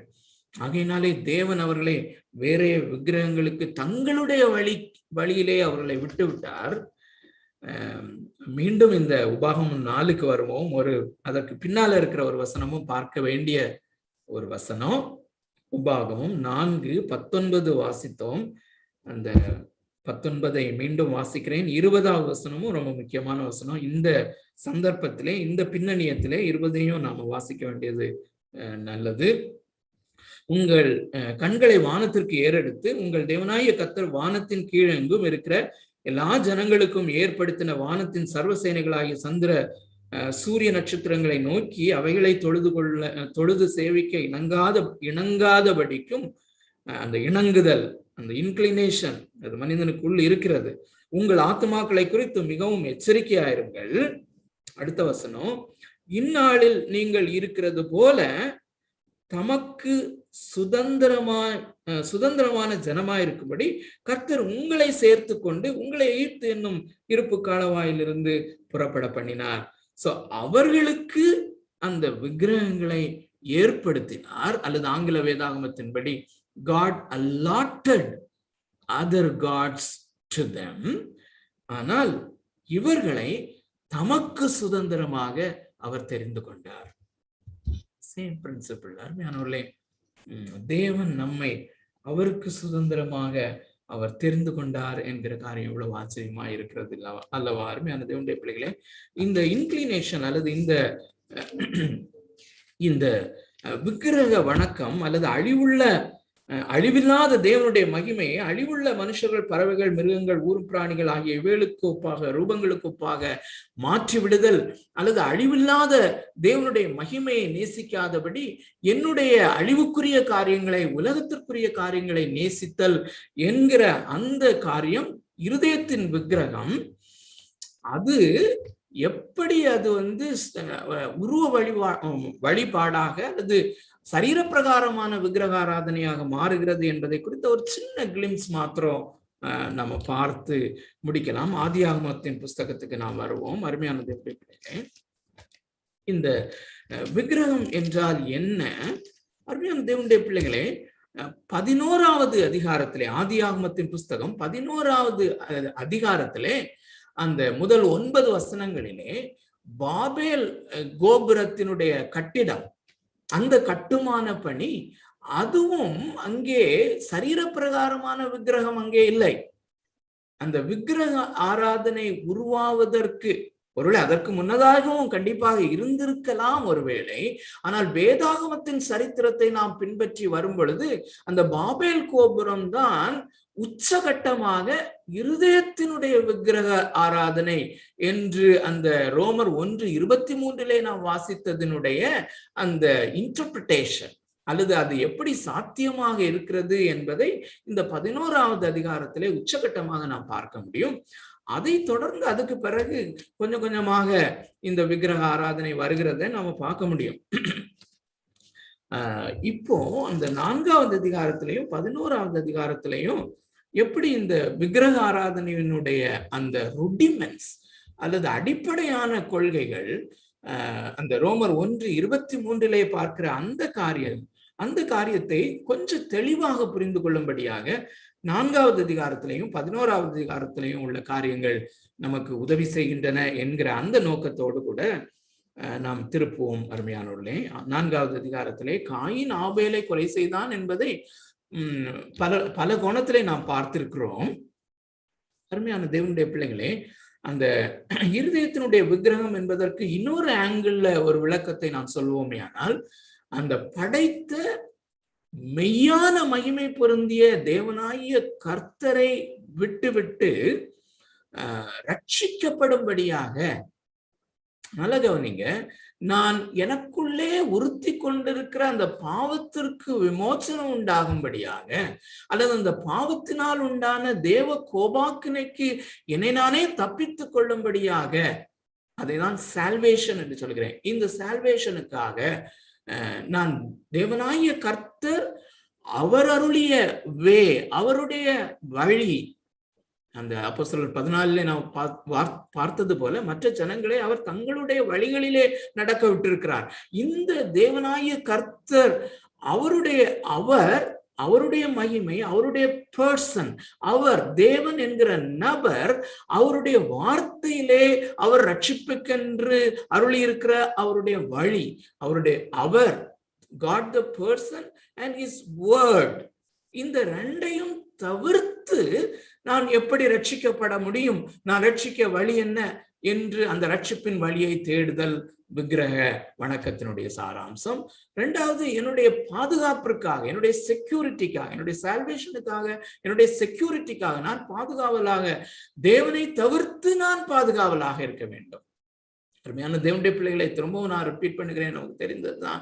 தேவன் மனிதனை உண்டாக்கி அல்லது நான் படைத்த தேவனாக இருக்கிறேன், நீ படைக்கப்பட்ட மனிதனாய் இருக்கிறாய் என்பதை அக்னாலஜ் பண்ணுகிறது தான் தேவனை தேவன் என்று மகிமைப்படுத்துதல் என்பதை நாம் ஏற்கனவே பார்த்திருக்கிறோம். அதனுடைய இன்னொரு சாராம்சம், இன்னொரு அங்கம் என்னவென்றால், நீ என்னையே சார்ந்திருக்க வேண்டும், எல்லாவற்றுக்கும் என்னையே சார்ந்திருக்க வேண்டும் என்கிற காரியம். சோ இதன் அடிப்படையில தான் கர்த்தருடைய ஜெபம் இருக்கிறது என்பதையும் பார்த்திருக்கிறோம். சோ ரட்சிப்புக்காக, என்னுடைய பாதுகாவலுக்காக, என்னுடைய சர்வேலன்ஸ்க்காக, என்னுடைய பிழைப்புக்காக, என்னுடைய வாழ்க்கைக்காக அவரே நான் சார்ந்திருக்க வேண்டும். அவரே என்னுடைய ப்ரொவைடராக இருக்க வேண்டும். சோ என்னுடைய ரட்சிப்புக்காக, என்னுடைய செக்யூரிட்டிக்காக, என்னுடைய பாதுகாவலுக்காக, என்னுடைய வாழ்க்கை பிழைப்பதற்காக நான் தேவனை தவிர, மெய்யான தேவனை தவிர, அவருடைய வார்த்தையின் வழியை தவிர வேறே காரியங்களை அல்லது என்னுடைய சொந்த முயற்சியை நான் பின்பற்றும் போது, பற்றி பிடிக்கும் போது, அது விக்கிரக ஆராதனுடைய ஒரு ருடிமெண்ட் என்பதை நம்ம பார்க்கலாம். அது மாத்திரம் இல்லை, இன்னொரு காரியம், மற்றவர்களுடைய அங்கீகாரம், மற்ற மக்களுடைய அங்கீகாரம் அல்லது ஃபேம், நான் பிரபலமாக இருக்க வேண்டும், நான் புகழ் பெற்றவனாக இருக்க வேண்டும். இந்த காரியம் தேவனுடைய பிள்ளைகளே, என்னுடைய ரட்சிப்புக்காக அல்லது தேவ கோபாக்கினையிலிருந்து நான் விடுதலை பெறும்படியாக, அல்லது நான் நீதிமானாக்கப்படும்படியாக, அல்லது தேவனுக்கு உண்பதாக ரட்சிக்கப்பட்டவனா இருப்பதற்காக நான் என்னுடைய பாதுகாவல், என்னுடைய வாழ்க்கை, என்னுடைய பிழைப்பு, என்னுடைய ஃபேம், இவை எல்லாவற்றுக்காகவும் நான் தேவன் அவருடைய வழி, அவருடைய வார்த்தையை நான் விட்டு என்னை நான் பின்பற்றும் போது அல்லது வேறே காரியங்களை நான் சார்ந்து கொள்ளும் பொழுது அது விக்கிரக வணக்கத்தினுடைய அந்த ஆதாரமாக மாறுகிறது. காயினுடைய வாழ்க்கையில இருந்து நம்ம என்ன பார்க்கிறோம்? ஆதியாகமத்தின் புஸ்தகம். சோ ஆதாமும் ஏவாளும் அந்த ஏதேன் தோட்டத்திலிருந்து வெளியாக்கப்பட்டவுடனே நடக்கிற இந்த சம்பவம், அல்லது மனிதனுடைய பரிபூர்ணமான வீழ்ச்சி, அல்லது மனிதனுடைய அந்த முழுமையான சீரழிவு என்று நாம் கடந்த வாரத்திலே பார்த்த அந்த காரியத்தினுடைய வெளிப்பாடு, அல்லது முழுமையான சீரழிவுக்கு உள்ளானவனாக ஏதேன் தோட்டத்திலிருந்து வெளிவந்த போது நடைபெறுகிற அந்த காரியம்தான் அந்த ஆதியாகமம் 4வது அதிகாரத்துல நாம் பார்க்கிறோம். அதுல முதல் பகுதியிலே அந்த காயினும் ஆபேலும் தங்கள் காணிக்கைகளை கொண்டு வந்ததும், அங்கீகரிக்கப்படாமல் இருந்ததும், அங்கீகரிக்கப்பட்டதும், அது நிமித்தமாய் காயினுக்குண்டான கோபம், அது நிமித்தமாய் அவன் தன்னுடைய சகோதரனை கொலை செய்த காரியம், இதெல்லாம் அறிந்திருக்கிறோம். அவைகளை விட்டு 14வது வசனத்திலே வரும் பொழுது, அருமையான தேவனுடைய பிள்ளைகளே, இங்கே அவன் தேவனுடைய கோபாக்கினை அல்லது தேவனுடைய இவன் தன்னுடைய சகோதரனை கொன்று விட்டபடியினாலே வருகிற அந்த சகோதரனை கொன்ற அந்த பாவத்திற்கென்று வருகிற அந்த பலாபலனை அனுபவிக்காமல் இருப்பதற்கு 14வது வசனத்திலே அவன் செய்கிற காரியம் என்ன? இன்று என்னை இந்த தேசத்திலிருந்து துரத்தி விடுகிறேன், அல்லது நான் செய்த பாவத்திற்கு தண்டனையாக என்னை உம்முடைய சமூகத்திலிருந்து துரத்தி விடுகிறீர். நான் உமது சமூகத்திற்கு விலகி மறைந்து. அகைன் இதுவுமே நான் அடிக்கடி சொல்லுகிற அந்த முரண்பாடு போல தோன்றுகிற மெய். விக்கிரக ஆராதனை, தங்களுக்கு மெய்யான தேவனை விட்டபடியினாலே தங்களுக்கு தேவர்கள் வேண்டும் என்ற இன்க்ளினேஷன், அதே நேரத்திலே தேவன் அவர்களை விட்டார் என்கிற காரியம், ரெண்டும் ஒன்றாக செல்கிறது. அதே காரியத்தை தான் இங்கேயும் நம்ம பார்க்கிறோம். இன்று என்னை தேசத்திலிருந்து துரத்தி விடுகிறீர் என்று சொல்லும் பொழுது, அருமையான தேவனுடைய பிள்ளைகளை நான் அடிக்கடி சிந்திக்கிற காரியம், நீங்களும் சிந்தித்திருப்பீர்கள். இந்த ஆதாமும் ஏவாளுமே பாவம் செய்த உடனே நேரே சாஷ்டாங்கமாக விழுந்திருக்கலாம். ஆண்டவரே, இப்படி நடந்து விட்டது, இப்படி ஒரு ஹிஸ்டாரிக் பிளண்டர் அல்லது இப்படிப்பட்ட ஒரு மகா பெரிய ஒரு பாவத்தை நாங்கள் செய்து விட்டோம், எங்களுக்கு நீர் பரிகாரம் செய்யும் ஆண்டவரே என்று ஏன் அவங்க சரண்டர் பண்ணல அப்படிங்கிறது ஒரு பெரிய கேள்விக்குறியாக தான் எனக்கு இருக்கிறது. அது போலதான் இங்கே காயினுமே, நான் கொலை செய்து விட்டேன், பயங்கரமான குற்ற உணர்வோடு கூட, ஆண்டவரே இதுல இருந்து இதை எனக்கு நீர் மன்னிக்க மாட்டீரா, இதற்கு ஒரு பரிகாரத்தை நீர் செய்ய மாட்டீரா என்று கேட்பதற்கு பதிலாக உமக்கு விலகி மறைந்து அதை அவன் தெரிந்து கொண்டான். தள்ளிவிடுகிறார், அவன் தெரிந்து கொள்ளுகிறான் என்கிற காரியம். தொடர்ந்து வாசிக்கிறேன். பூமியில் நிலையற்று அலைகிறவனாயிருப்பேன், என்னை கண்டுபிடிக்கிறவன் எவனும் என்னை கொன்று போடுவானே என்றான். சோ அவன் தன்னை ரட்சித்துக் கொள்ளும்படியாக அந்த பாவத்தினுடைய அந்த கில்ட், அந்த குற்ற உணர்வு, வெட்கம் என்கிற அந்த காரியங்களிலிருந்து தன்னை விடுவித்துக் கொள்ளும்படியாக தேவனுடைய சமூகத்திலே தன்னை ஒப்புக் கொடுக்கிறதற்கு பதிலாக அந்த தேவனுடைய சமூகத்தை விட்டு ஓடுவதை அவன் தெரிந்து கொள்கிறான். இங்கே நாம் கவனிக்க வேண்டிய இன்னொரு காரியம், தேவனாகிய கர்த்தருடைய அந்த கிருபை அல்லது அவருடைய காமன் கிரேஸ் என்று இதை சொல்வார்கள். பொதுவான கிருபை நம்மை ரட்சிப்பதற்கு போதுமானதல்ல, ஆனால் அவருடைய அந்த காமன் கிரேஸ்னால அவனுக்கு ஒரு அடையாளத்தை போடுகிறார். அந்த அடையாளத்து நிமித்தமாக அந்த கொலை என்கிற பாவம் நடக்காதபடி, அல்லது மற்றவர்கள் இவனை கொலை செய்யாதபடி, அந்த கொலை என்கிற பாவம் ரெஸ்ட்ரெயின் பண்ணப்படும்படியாக, அது கட்டுக்குள் வைக்கப்படும்படியாக தேவனாகிய கர்த்தர் தன்னுடைய பொதுவான கிருபையின் அடிப்படையிலே அவனுக்கு ஒரு அடையாளம் போடுகிறார். அதை எங்கே போட்டார், எப்படி போட்டார் என்பது நமக்கு தெளிவில்லை. ஆனால் அவருடைய அந்த பொதுவான கிருபையின் அடிப்படையிலே அதை செய்கிறார். ஆனால் இவன் அதையும் பொருட்படுத்தாதபடி, அதை குறித்தும் அவன் தீவிரமாக சிந்திக்காதபடி, இவ்வளவு கிருபை உள்ள ஆண்டவரிடத்திலே கிருபையின் ஐஸ்வர்யம் இருக்குமே, என்னுடைய பாவத்திற்கு பரிகாரமாய் நான் அவரிடத்திலே அவரை சார்ந்து கொள்ளலாமே, அவருடைய வார்த்தையை சார்ந்து கொள்ளலாமே, என்னுடைய தம்பி, என்னுடைய சகோதரன் அவருடைய வார்த்தையை சார்ந்து கொண்டு அவன் ரட்சிக்கப்பட்டானே, விசுவாசத்தினாலே ரட்சிக்கப்பட்டானே என்பதை குறித்து அவன் அதிகமாய் கன்சிடர் பண்ணாதபடி, அதற்கு பாசிட்டிவாக தேவனிடத்திலே நான் சரணடைந்து விடலாம் என்கிறதற்கு பதிலாக நான் என்னுடைய சொந்த கிரியைகளினால் வந்த அந்த பலனை, அந்த விருட்சத்தின் பலன்களை நான் ஆண்டவருக்காக கொண்டு வந்தேன். ஐ ஆம் ஸ்மார்ட், நான் என்னுடைய காரியங்களினாலே ரட்சிக்கப்பட முடியும் என்கிறது அவனுக்குள்ளே இருக்கிற அந்த இன்க்ளினேஷனை நீங்கள் ஆழமாய் கவனிக்க வேண்டும் என்று விரும்புகிறேன். அது மாத்திரமல்ல, அவன் தொடர்ந்து செய்கிற காரியம் என்ன? 17வது வசனம், காயின் தன் மனைவி அறிந்தான், அவள் கர்ப்பவதியாகி ஏனோக்கை பெற்றாள். ஏனோக்கு என்றால் இன்னொரு ஏனோக்கு. அப்பொழுது அவன் ஒரு பட்டணத்தை கட்டி, இங்கேதான் முதல் முறையாக மனிதன் கட்டுமான பணியிலே ஈடுபடுகிறான். ஒரு பட்டணத்தை கட்டி, அந்த பட்டணத்தை கட்டி என்று சொல்லும் போது அருமையான தேவனுடைய பிள்ளைகளே, தேவனுடைய பிள்ளைகள் விசுவாசிகள் பொதுவாக அதற்காக வீடு கட்டக்கூடாது என்பது அல்ல. அப்படி ஒரு கான்செப்ட் நம்ம இங்கிருந்து தெளிவாக கொண்டு வர முடியாது. ஆனால் ஆபிரகாமை நம்ம பார்க்கும்போது, அல்லது ஈசாக்கு, யாக்கோபு, இவர்கள் அதிகமாக கூடாரவாசிகளாக இருந்திருக்கிறார்கள் என்பதும் அது தேவனுக்கு பிரியமாய் இருந்தது என்பதை பார்க்கிறோம். ஆனால் இங்க நான் ஒரு பெரிய பாயிண்டை நான் வலியுறுத்தி கொண்டு வரவில்லை. ஆனால் பட்டணத்தை அவன் கட்டுகிறான் என்று சொல்லும் போது அவன் நிலையற்று அலைகிறவனாக இருந்தான். தேவனுடைய சமூகத்தை விட்டால் நிலையற்று அலைகிறவனாக இருப்போம். ஆகையினாலே நம்மை நாமே பாதுகாத்துக் கொள்ளும்படியாக, நம்முடைய செக்யூரிட்டிக்காக ஒரு பட்டணத்தை நாமே கட்டுவோம் என்கிற காரியம் முதல் முறையாக இங்கே மனிதனுடைய எண்ணத்திலே உதிக்கிறது, எமர்ஜ் ஆகிறத நாம பார்க்கிறோம். அது போலதான் அதை தொடர்ந்து அவன் செய்கிற காரியம். அப்பொழுது அவன் ஒரு பட்டணத்தை கட்டி அந்த பட்டணத்துக்கு தன் குமாரனாகிய ஏனோக்குடைய பெயரை இட்டான். நமக்கு ஒரு பெயர் உண்டாக வேண்டும், நாம் பிரபலமாக இருக்க வேண்டும், அல்லது மற்றவர்களுக்குள்ளே நான் பெயர் பெற்றவனாக இருக்க வேண்டும் என்கிற இந்த காரியங்கள் எல்லாம் உள்ளடக்கி அந்த விக்கிரகம் என்று ஒன்றை அவன் செய்ததாக தெரியவில்லை.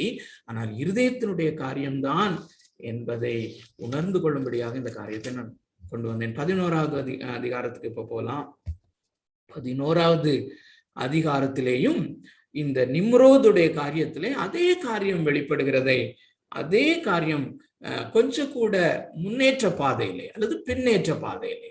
அருமையான தேவனுடைய பிள்ளைகளே, இந்த முழுமையான சீரழிவு அல்லது மனிதன் தேவனுடைய மகிமையை விட்டு புறப்பட்டு போகும்போது அந்த மகிமையை விரும்புகிறவனாக அல்ல, அந்த மகிமையை வெறுக்கிறவனாகவும் தன்னுடைய மகிமையை நாடுகிறவனாகவும், தன்னுடைய தேவைகள், தன்னுடைய சரீர பிரகாரமான தேவைகள், உலகத்தின் காரியங்களிலே நாட்டம், தேட்டம், உலகத்திலே பிடிப்புள்ளவர்களாக இருத்தல் என்கிற அந்த காரியங்கள்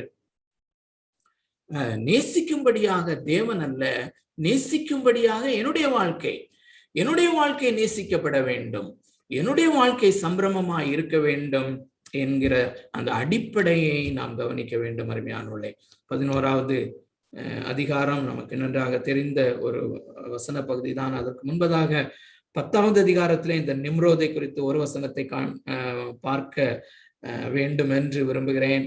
தெரிந்த வசனங்கள் தான், வாசித்து நாம் கடந்து போகலாம். 10வது அதிகாரத்தினுடைய 8வது வசனம், 9வது வசனம். கூஷ் நிம்ரோதை பெற்றான், இவன் பூமியிலே பராக்கிரமசாலியானான், இவன் கர்த்தருக்கு முன்பாக பலத்த வேட்டைக்காரனாய் இருந்தான், ஆகையால் கர்த்தருக்கு முன்பாக பலத்த வேட்டைக்காரனான நிம்ரோதை போல என்னும் வழக்கச்சொல் உண்டாயிற்று. சோ கர்த்தருக்கு முன்பாக வேட்டைக்காரனாய் இருந்தான் என்கிறது முதல்ல ஒருக்கா வேட்டைக்காரனாக அவன் இருந்தான் என்று போடப்பட்டிருக்கிறது. அதற்கு பின்பு அந்த எம்பசைஸ பாருங்க, அது திரும்ப எம்பசைஸ் பண்ணி பரிசுத்த ஆவியானவர் எழுதி வைத்திருக்கிறது. கர்த்தருக்கு முன்பதாக அவன் பலத்தவனாக இருந்தான், பலத்த வேட்டைக்காரனாக இருந்தான்.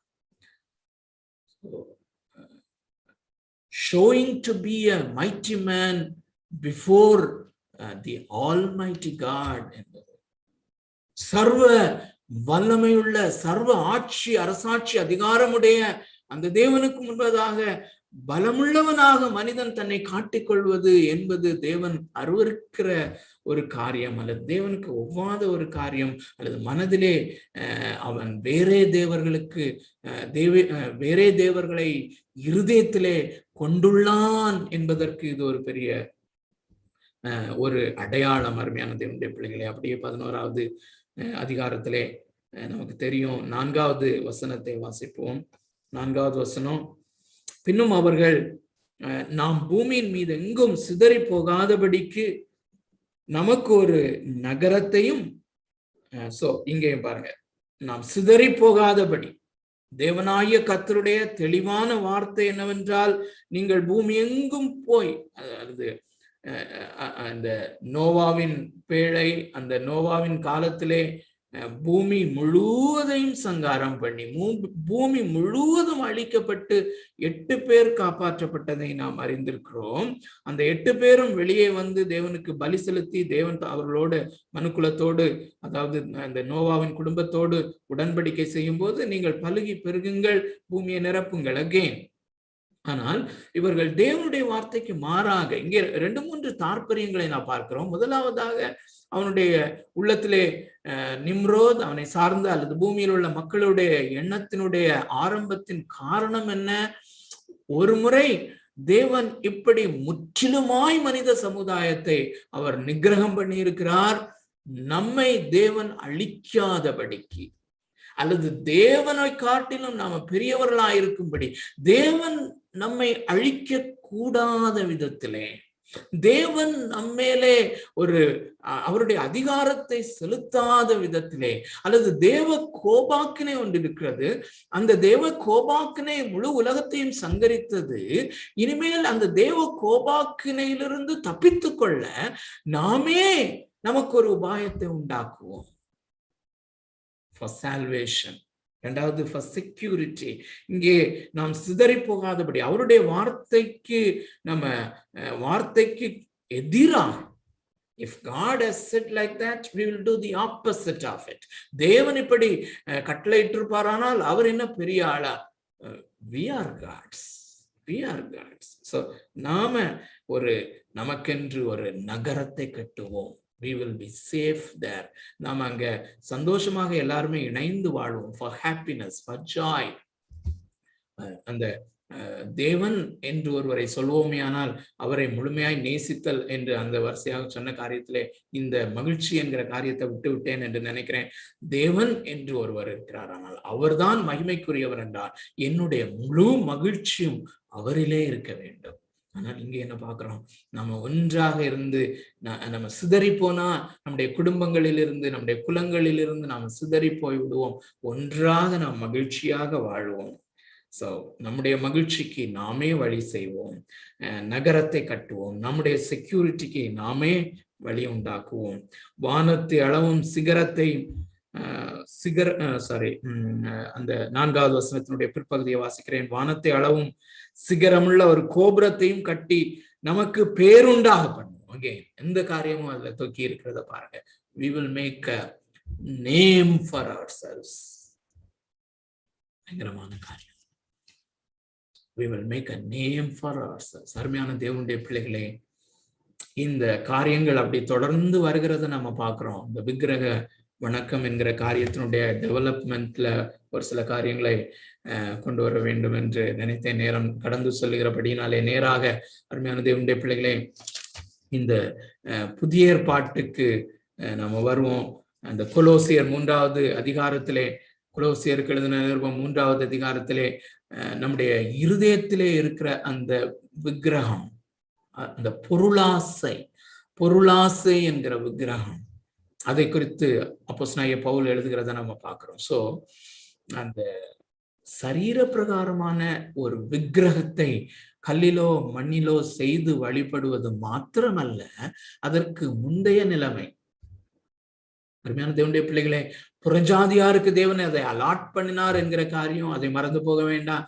அதே நேரத்துல தேவன் இந்த தமக்கு சுதந்திரமாக இந்த ஜனங்களை அவர் தெரிந்து கொண்டு அந்த எகிப்திலிருந்து வரும்போது சீனாய் மலையிலே அவர்களோடு கூட உடன்படிக்கை பண்ணி கொண்டிருக்கிற அந்த வேளையிலே இந்த இஸ்ரவேல் ஜனங்களே, தம்முடைய ஜனங்களே ஒரு கன்றுக்குட்டியை செய்த அந்த காரியம், அதையும் லைட்டா நம்முடைய மனதில ஞாபகப்படுத்தி கொண்டு போவோம். அந்த இடத்துல அருமையான தேவனுடைய பிள்ளைகளே, அவன் செய்கிற காரியம் என்ன?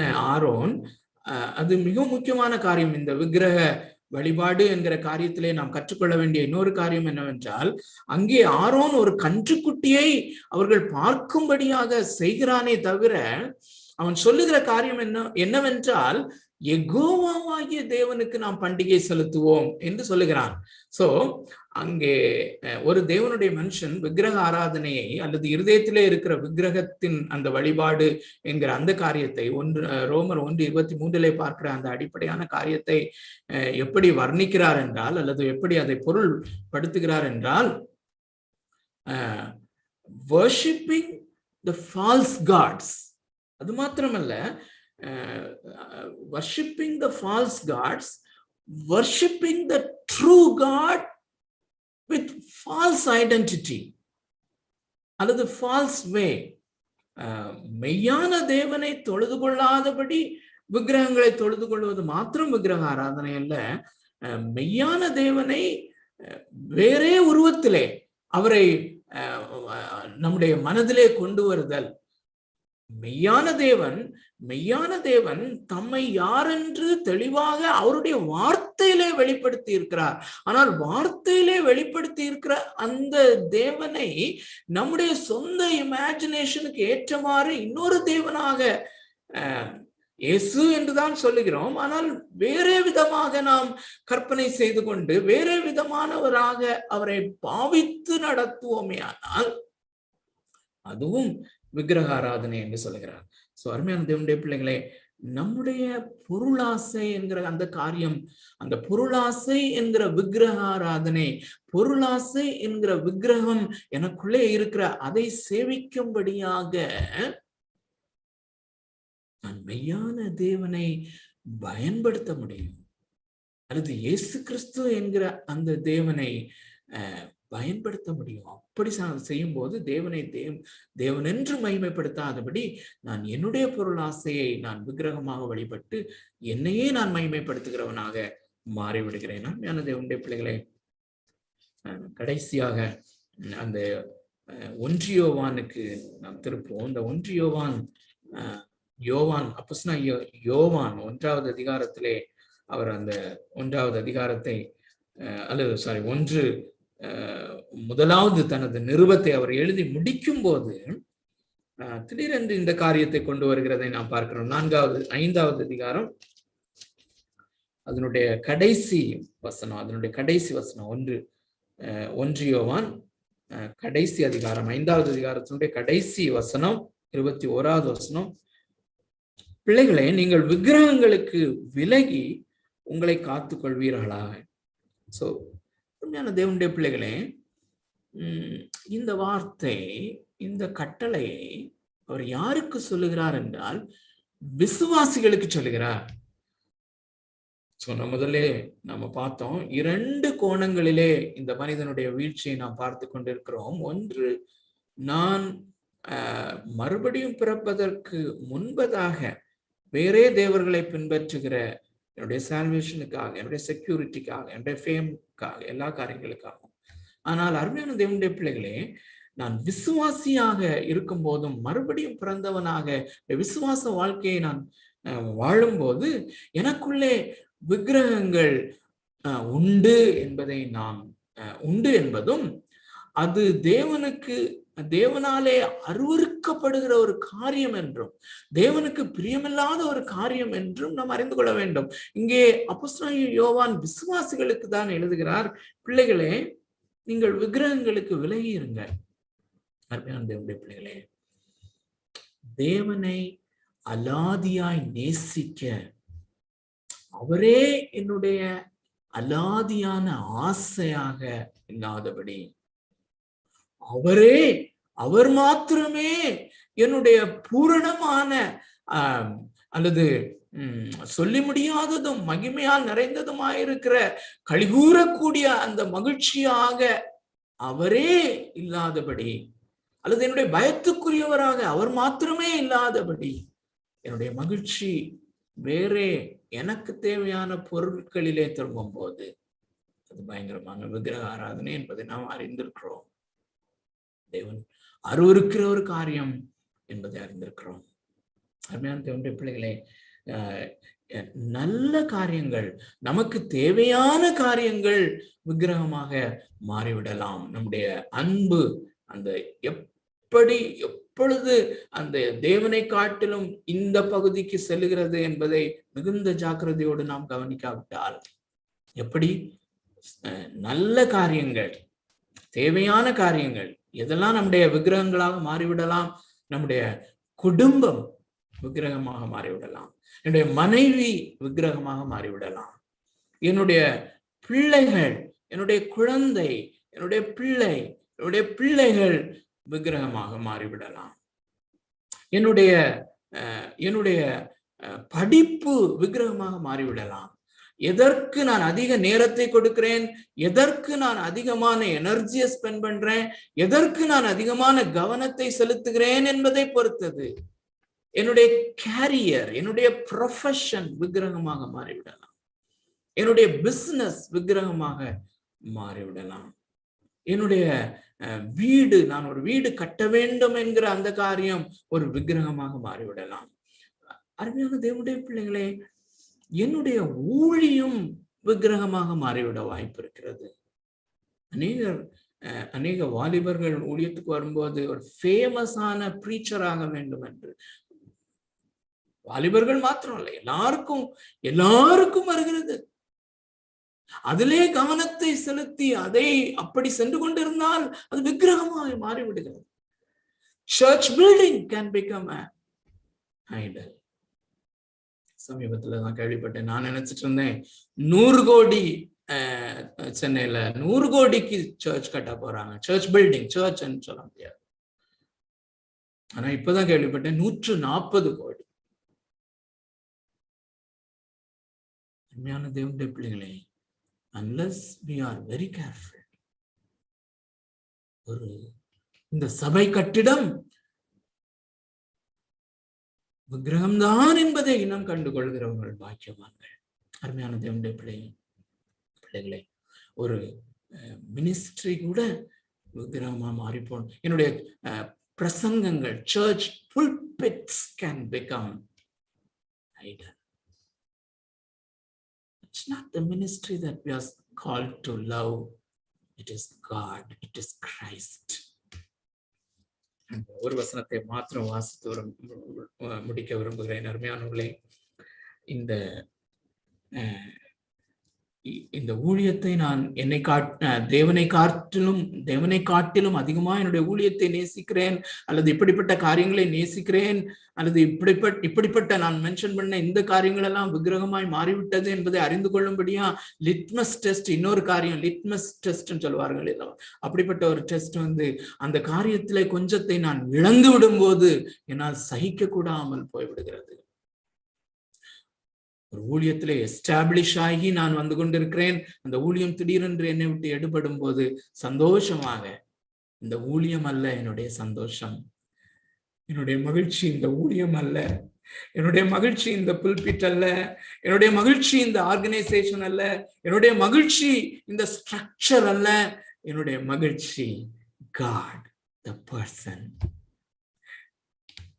மென்ஷன் பண்ணின இவைகளில் ஒன்றும் இல்லாமல் போனால் என் தேவனிலே நான் கனி கூற முடியும் என்ற ஒரு நிலைமைக்கு வருவோமே ஆனால் என் நிலை விக்கிரகங்கள் இல்லை என்று சொல்லலாம். அருமையானவர்களே, 4வது 1 யோவான் 2வது அதிகாரம் தெரிந்த வசனம் தான் வாசித்து முடிக்கலாம். 1 யோவான் 2வது அதிகாரம் 15-16. ஏன் இதை கொண்டு வருகிறேன் என்றால், 1 யோவான் 5வது அதிகாரத்தினுடைய அந்த கடைசியில முடிக்கும் போது அப்போஸ்தலனாகிய யோவான், பிள்ளைகளே விக்கிரகங்களுக்கு விலகி இருங்கள் என்று சொல்லும் போது எந்த விக்கிரகம் அவருடைய மனதிலே இருந்தது என்றால் இதுதான் என்பதிலே சந்தேகம் இல்லையாண்டு. அருமையானவர்களே, 2வது அதிகாரம் 15-16 வசனங்களை வாசிக்கிறேன். உலகத்தில் உள்ளவைகளிலும் அன்பு கூறாதிருங்கள். இதை விட கிளியரா எங்க இருக்கணும்? உலகத்தில் உள்ளவைகளிலும் அன்பு கூறாதிருங்கள். ஒருவன் உலகத்தில் அன்பு கூர்ந்தால் அவனிடத்தில் பிதாவின் அன்பு இல்லை. Crystal clear. You will love the world and reject God. நீ உலகத்தை நேசித்தால் தேவனுடைய மகிமையை நேசிக்க முடியாது. both are radically opposite, ஒன்றுக்கொன்று எதிரடையானவை. உலகத்தில் உள்ளவைகளிலும் அன்பு கூறாதிருங்கள். ஒருவன் உலகத்தில் அன்பு கூர்ந்தால் அவனிடத்தில் பிதாவின் அன்பு இல்லை. ஏனெனில் மாம்சத்தின் இச்சைன்னு போட்டோன்னே இது எனக்குரியதல்ல சொல்லலாம். மாம்சத்தினுடைய டிசையர்ஸ் ஆஃப் திஸ் வேர்ல்ட், இந்த உலகத்தின் பொருட்களின் மேலுள்ள ஆசை, அதை தான் கொண்டு வருகிறார் அவர். கண்களினாலே பார்க்கிற காரியங்களிலே ஆசை, ஜீவனத்தின் பெருமை, the status of this world. இவைகள் பிதாவினால் உண்டானவைகள் அல்ல, அவைகள் உலகத்தில் உண்டானவைகள். பிள்ளைகளே, விக்கிரகங்களுக்கு விலகி இருங்கள் என்று வேதம் நமக்கு போதிக்கிறது. கர்த்தர் தாமே இந்த வார்த்தைகளை நமக்கு ஆசீர்வதித்து தருவாராக.